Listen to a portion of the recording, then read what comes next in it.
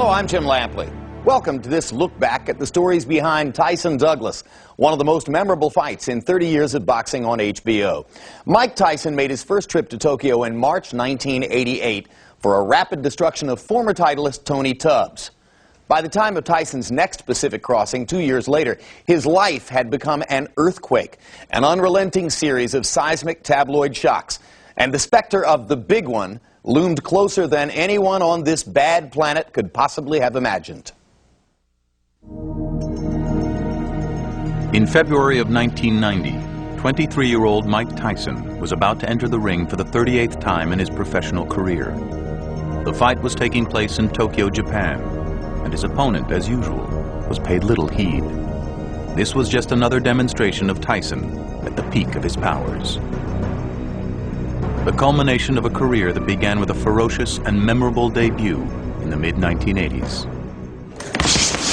Right hand by Tyson. Right to the head, and it's all over. Wow. Well, a lot of Tyson's early opponents were terrified because of his record and his manner, and the way he just came roaring out of the corner and was throwing punches nonstop. He was being fed a lot of stiffs and just reeling off these one-round knockouts. He was doing it so spectacularly and so routinely that you could hardly help but get enthusiastic about this. They're always drawn to the big punch. The big punch is something out of the primordial ooze that we cannot deny. Now, I've seen Tyson hit guys and just remove them from the consciousness of the earth. In 1986, Tyson, at age 20, became the youngest heavyweight champion in history. And we have a new era in boxing. He wasn't just winning fights, and he wasn't just knocking out everybody. I mean, he was knocking them out in the first round, and it looked like this was his destiny. By the end of 1989, Tyson had muscled his way to the top of the heavyweight ranks, and the only legitimate challenger left was Evander Holyfield. Their meeting was much anticipated, but slow in the making. So Tyson signed up for a quick payday against an undistinguished opponent, James Buster Douglas from Columbus, Ohio. A tall fighter with a generous reach, 29-year-old Douglas had shown flashes of a potential which had thus far gone unfulfilled. In 1990, Buster Douglas was just another heavyweight out there who looked like a sitting duck for Mike Tyson. Buster Douglas was one of the great underachievers of his time. He always was sort of perceived as a guy who didn't really like to fight. You know, he had a lot of tremendous physical talent. The big debate was, is anybody going to go to Tokyo to cover the fight? The only important stage that Buster Douglas had ever been on before this fight was against Tony Tucker, a good fighter. And he was beating Tony Tucker until he ran out of gas. That was interpreted as, this guy doesn't have heart, will, spirit, need, whatever it was. Only one betting parlor would put up odds on the fight, and that was probably just as a gag. They say it was 42 to 1, it was 1,000 to 1, or 1,000,000 to 1. No one gave us a prayer. If Tyson had the odds in his favor, the one thing Douglas could claim was a boxing pedigree, thanks to his father, William Dynamite Douglas, who fought professionally from 1967 to 1980. Bill was an aggressive fighter. He'd throw body shots a lot like Mike Tyson, and he had a left-right combo that'd take your head off. He had a heavy bag in his basement. He would work all day at a hard job, go home, hit this heavy bag, and train himself. My father took me in the gym when I was 10. He was a center leader at the local gym here.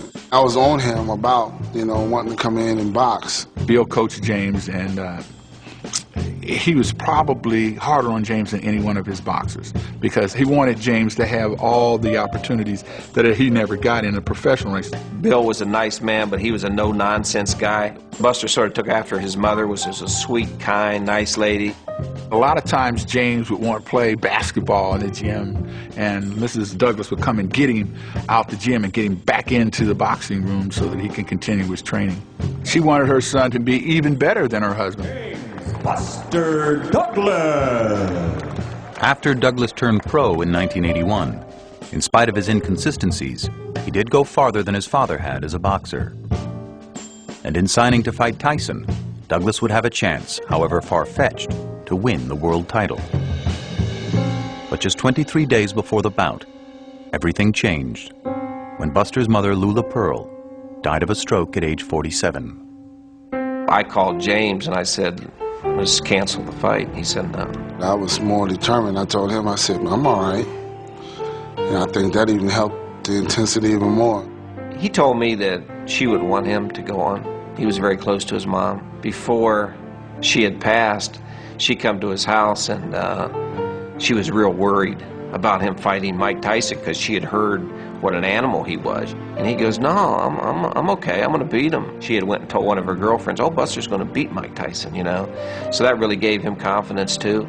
She was having her battles, but yet she was still looking out for her baby. I mean, that's love, you know? Soon after his mother's death, Buster resumed training, keeping his grief private until one moment after a workout, a few days before the fight. He had his head down with a towel over his head. And I picked a towel up and he was just sobbing. Just broke down, and it was because of his mom, you know. That was the first time that I had saw that, and I thought, oh, he just told me he missed his mom. In February of 1990, the boxing press, Mike Tyson, and a grieving but focused Buster Douglas traveled to Tokyo. The story of his mother's death had been communicated to us, but we didn't know at that moment that it had somehow galvanized him. He was, for this one big occasion, going to be the fighter of his dreams. We covered that fight almost as an afterthought, and we got there late in the week, and Tyson was sort of off limits or jetting around, I don't know which. At that point, the only person available was Douglas, because who wanted to talk to Douglas? Fear was a lot of Tyson's weaponry in the past when he was at his greatness. The fighters came in almost frozen, almost the prey of a cobra. But Buster Douglas, by his mother just dying, he had no fear. What do I care? That just happened to be the perfect timing that he had to fight a dissipating Tyson whose mind is going everywhere, and a lot of it's following Robin Gibbons' retreating figure. While Tyson seemed indestructible going into the fight, his personal life had been full of turmoil. His brief marriage to actress Robin Givens ended in divorce in 1988, amid allegations that Tyson had beaten her and that he was manic-depressive. He was regarded as being in a morbid frame of mind because of his difficulties with Robin and the breakup of that relationship. You know, let's face it, Mike was known to be an unusual personality anyway. By late 1988, Tyson's behavior had become increasingly bizarre. Boxing champion Mike Tyson allegedly went on another emotional rampage. Tyson lost control of his BMW and exceeded... Mike Tyson was found guilty yesterday of fondling... The champ's troubles continue to multiply. At the same time, Tyson was taking apart his old management team and bringing in the new, led by controversial promoter Don King. Gone were manager Bill Caton and longtime trainer Kevin Rooney. Replacing Rooney was Aaron Snowell, who soon found out that he had an uncooperative fighter on his hands. He no longer wanted me to run with him. He didn't want to be bothered. He said, if they come and get me to run, I'm leaving up out of here. And that was his attitude. In a workout in Tokyo, Mike was sparring with Greg Page, and he got hit and went down. He looked at me when he went down. I said, get up. And he got up and came over like this, and I wiped his gloves off, and I told him to go back in there. I had sat down one night, and I talked to Mike. I told him, you're not Superman. And the best that I know about this game, the things you've been doing and how you've been doing it, you're headed for a butt whooping.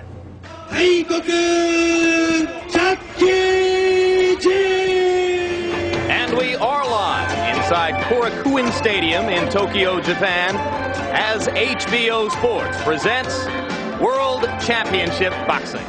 This was a fight that took place at about 9 o'clock in the morning in Japan so that it could be broadcast to New York.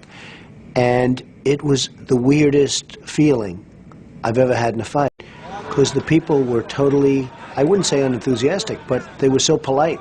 It was the dullest crowd I've ever seen. I've never seen anything like it. I always say that in the Tokyo Dome, you could hear a rat piss on cotton. That's how quiet it was. When I went over into the dressing room to check Tyson's gloves, he was walking like an animal in there, storming back and forth, looking at me like he wanted to kill me, you know. So Mike Tyson was ready to fight. And when I left the room, I told him, I said, you know, you're going to get your ass kicked. But I got out of there real quick when I told him that.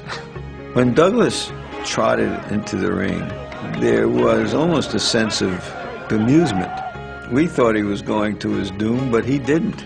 Mike Tyson rushing toward the ring, wanting to get it on and get it over with. When he got into the ring, I could see that he wasn't in top shape. And plus I had heard someone said he wasn't really doing any training and he was, you know, having a good time over there, and you can have a good time in Japan. But Douglas was in good shape. I remember that. James Buster Douglas! I noticed he was looking at me, trying to get the eye contact, do his usual stare down and stuff, but, you know, I was like paying him no attention, trying to show no fear. Douglas insists that he's going to shock the world in this fight. I don't know what Mike was thinking. If he knew he wasn't in shape, he should have went out there, threw everything he had in the first round, because he wasn't throwing any punches. And Douglas was. After the first round, I felt that Mike was going to have a problem. Very hard right hand by Douglas inside. The way Mike started out, you could see his timing and his rhythm wasn't there. I was sitting next to Don King, and Mike was getting beaten so badly. And after 3 or 4 rounds, I looked at Don King. I said, Don, is this really happening? And I said, what's going on? He said, I don't know, but I don't like it. You're too flat-footed in it. Right. Okay? Trust in what you know. Do it. Let it go. Incredibly, the self-proclaimed baddest man on the planet was struggling in the ring. His problems were just beginning. By the end of the 4th round, swelling had developed over Tyson's left eye, and his corner was shockingly unprepared to help him. They had neglected to bring a standard piece of equipment called an end swell, an ice-cold steel press used to reduce the swelling around the eyes of a battered fighter. The disbelief didn't really set in until Mike's eye swelled and we began to watch what was going on in the corner. And suddenly it became clear they didn't have a cut man, they didn't have any equipment. Well, the rule of thumb for swelling is put a cold compress on it. I made a cold compress in a rubber glove from down on the floor. They were trying to put icy water into a latex glove to hold against his eye, which is like the little boy with his thumb in the dike. I did what I had to do for that time for a mistake somebody made that was on the team. And being that I'm the leader of the team, I take responsibility. But it wasn't his eye being swollen. It was him making a mistake and getting hit with the punch. Whatever went wrong is because of me. You know what I mean? And that's what I keep my, you know what I mean? Because when it goes right, I always say it's because of me it went right. And regardless if you have the best quarterman in the world, if you can't fight, it's useless. If they hadn't had an end swell, it wouldn't have changed the outcome of the fight. You know what I mean? But it would have made them look a little better. This is high drama, and the crowd here is greeting it by and large with stony silence. And one of the things that was happening at ringside was you noticed the silence of the crowd. It was like they had gone to a movie and Godzilla was coming to eat up the town, and then, you know, Godzilla never showed up. Finally, in round 8, Tyson found the opening he had been waiting for, when Douglas, emboldened in his role of giant slayer, dropped his guard for just an instant. Buster started looking at his work. Yeah, you ain't so bad. So he posed in front of him. Mike hit him with that uppercut. And boom, down he goes. And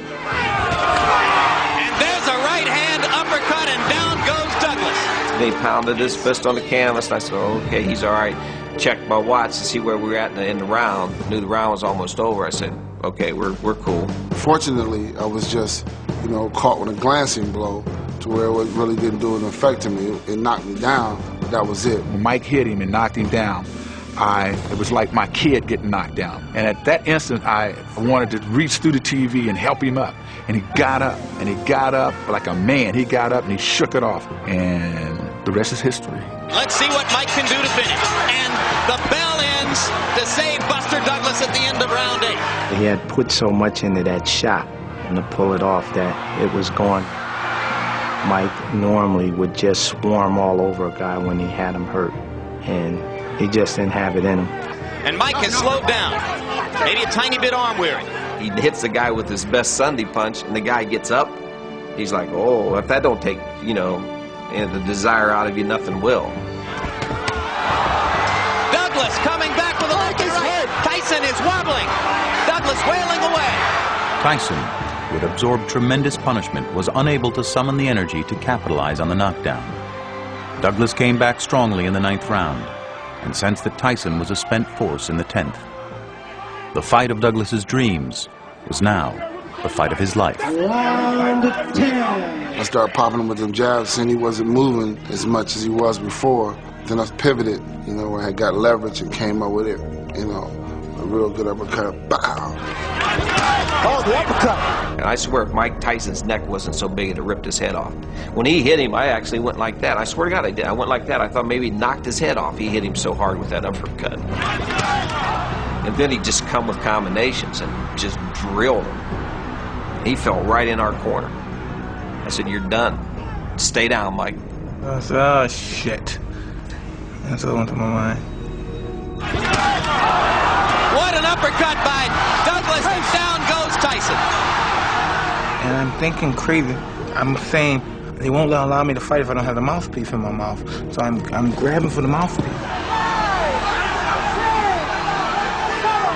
It was over. I tried to get up, and I was hazy. I didn't know where I was at. It's over! It's over! Mike Tyson has been knocked out. At the end of the fight, he asked me what had happened. And I said, you got knocked out. He wasn't feeling too good. His eye was swollen shut. He wanted to break down and cry, but he held himself together. He took his butt whooping like a man. And new heavyweight champion of the world, James Buster Douglas! Let's go ahead and call it the biggest upset in the history of heavyweight championship fights. Buster beat him at his best. And that myth about him not being in shape, that's not true. Because if he wouldn't have been in shape, he'd have been out of there in about the 2nd or 3rd round because Buster was humming him. He just got his butt handed to him, and that's the excuse that he tried to use. Why did it happen, James? Because I wanted it. Why? Why did you win this fight that nobody on the planet gave you? His mother. In what way? God bless her heart. People around him were saying, let's go, let's get out of here. You want to go, James? No, let him talk. But that was his moment, and he wanted to speak. And I remember myself very clearly saying, let's just follow him as he's dealing with these extraordinarily human emotions. I'm just feeling real good and finally able to exhale with all the things that have been going on that I had to keep inside. The main thing I wanted to do was express my joy for my father and my mom, but my father. And Dad, this one is for you. I love you. He's my hero. To take the baton, so to speak, and then just to fulfill a dream, not only for myself, but for him, was just the most rewarding thing in the world. But in boxing, nothing is ever as simple as it seems. While the world had witnessed a stunning upset victory, Don King would brazenly claim that the real winner was Tyson. I said, I told you, Don, I told you we were going to kick his butt. And he said, get away from me, I'm protesting. I said, protesting what? King claimed that when Tyson knocked Douglas down in the 8th round, the count went long and should have been ruled a knockout in favor of Tyson. Though tradition holds that the defeated champion keeps his belts, in the chaos following the fight, Russell snagged one of Tyson's belts, figuring that in the event of a protest, possession is 9/10 of the law. They were all looking for the belt. I gave it to Buster when we got back. I said they could protest it, but they can't take the belt because we got the belt. And then it starts with the, accusations, well, they might not let you be the champion. You might have to relinquish the belt and fight again for the belt. It's like, well, you might have won the fight, but you're not going to enjoy being champion. Word came that there was going to be a meeting back at the scene of the crime. You didn't know what was up, but you knew it wasn't going to be good for Buster Douglas. It was one of the most contentious press conferences I've ever seen. The door banged open and they walked to the side, and the image in my mind was, now you know what it feels like to be working at a 7-Eleven at 4 in the morning when they come in to rob you. And there's nothing that you can do. Here they come. Don King perhaps because he wasn't in America, was behaving with amazing impunity and bravado. I mean, he just assumed that he could overturn this decision, this knockout, with no problem at all. And for a while, it looked like he would. Everybody has seen the facts, and the facts are irrefutable and incontrovertible. First knockout totally obliterated the second knockout. You know, claiming that Douglas had been knocked out. Well, Douglas hadn't been knocked out. The guy said 9, he got up. This is boxing baloney. This is not true. King went to the videotape, questioning the accuracy of referee Octavio Mayron's count. But according to boxing rules, the ref in the ring is the ultimate authority. And even if the count as executed by Mayron was slow, it was final. More important, Douglas was on his feet at 9 and ready to fight. Silenced by the public's vocal support for the new champ, King abandoned his quest to take back the title. When he came home, it was like nothing I'd ever seen before. The pride that the city had, there was so much excitement, and it was amazing how many people admitted they were on the bandwagon. We knew you were going to do it, Buster. And the news was just rocking with James Buster Douglas from Columbus, Ohio. He was like a king in this community because he represented someone getting to the top. We went to the parade and we went downtown City Hall and they had this big stage set up, and as far as you could see there were people. It was like hanging around with Michael Jackson, the Beatles, Elvis Presley. I always told him, I said, you're like Elvis Presley. Hanging around with you is like being with Elvis. Everybody wanted a piece of him, you know, because he was the guy that beat the baddest man on the planet. I was embraced, you know. That was cool, nice reception when I came back. But that was a lot of demands. You know, I got to do the talk shows. That was all right, but I'd have much rather have been just at home, just chilling. Later that year, an overweight and underprepared Douglas was quickly knocked out by Evander Holyfield, losing his title, but gaining a $24 million payday in the process. Douglas retired to Florida, where he grew to the dangerously unhealthy weight of nearly 400 pounds and almost died in a diabetic coma. Forced to get fit again just to stay alive, Douglas staged a comeback, winning 8 of his 9 bouts before retiring for good in 1999. I always wanted to do something in a good light to where it showed that I existed in this world. You know, it all came together for me.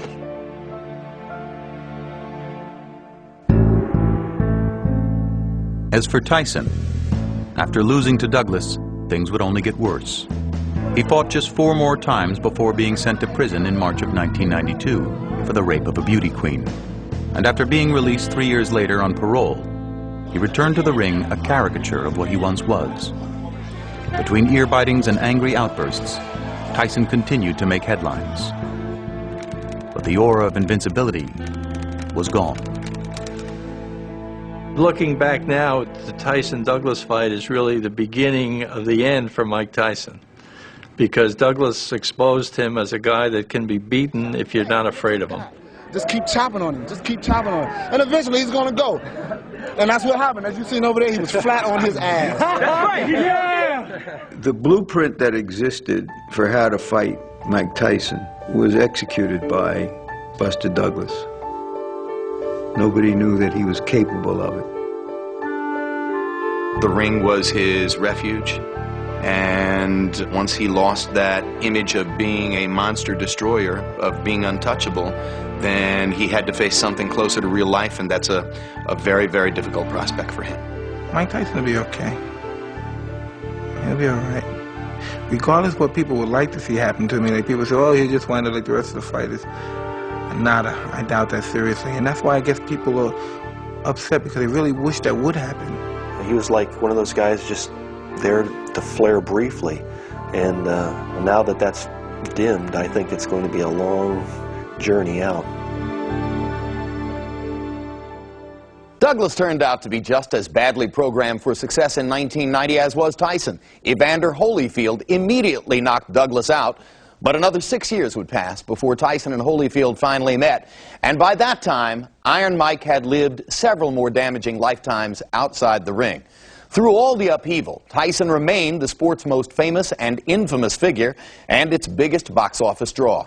Thanks for watching The Tale of Tyson Douglas.